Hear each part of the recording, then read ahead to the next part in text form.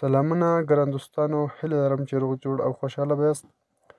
زه محمد الله همدرد او تاسو ګورئ زما د یوټیوب چینل ټکنالوژي زده کړه.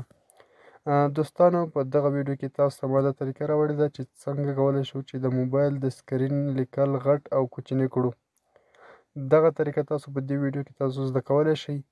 ویډیو تر اخره سره وګورئ. راځئ ویډیو شروع کوو. تر ویډیو دمخه مو زموږ چینل نه سبسکرایب کړی نو زموږ چینل در سره سبسکرایب کړئ.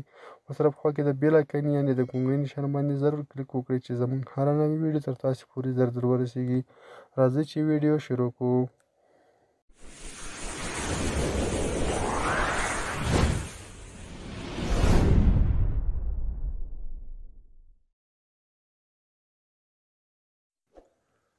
دوستانو، تاسو به راسئ خپل د موبایل سیټینګ ته.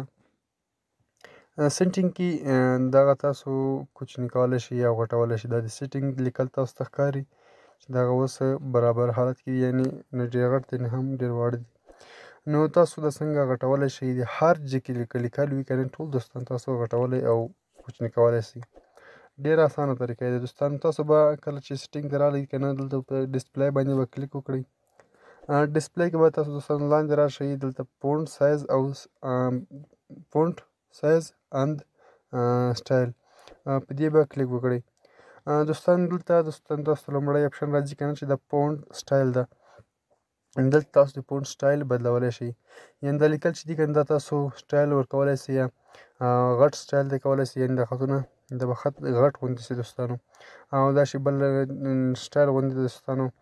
او دلته دوستانو تاسو ته لاندې ښکاري ډاونلوډ فونټس. په دې باندې چې کلیک وکړئ تاسو نور نوي فونټونه ډاونلوډ کولی شئ. او دا نه لاندې هغه یو اپشن ده که نه چې د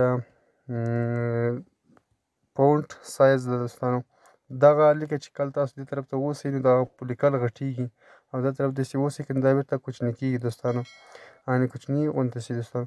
اوس دا زه دې سر ته وړم چې دغه څومره غټیږي زما د موبایل لیکل. بېرته زه بیک وځم دوستانو. تاسو ته ښکاري چې څومره غټ شو لیکل. د هر ځای لیکل دغه دوستانو تاسو ته غټیږي.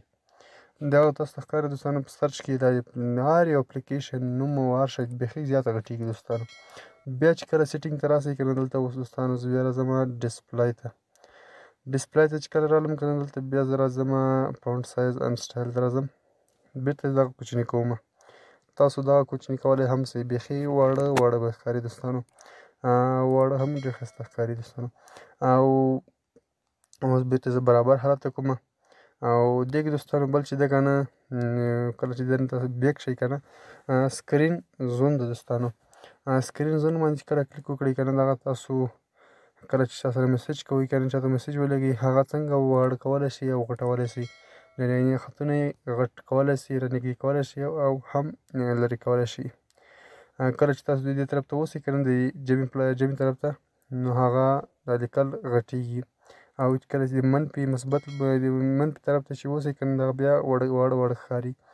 نو دوستانو دغه و د موبایل د فونټ یعنې موبایل د سکرین غټولو او کوچني کولو طریقه وه.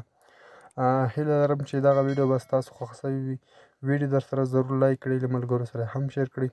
که کومه پوښتنه لرئ موږ سره په کمنټ کې ووایاست. تر بلې ویډیو پورې د الله په امان. ښې چارې، ښه وختونه. الله مو مل شه.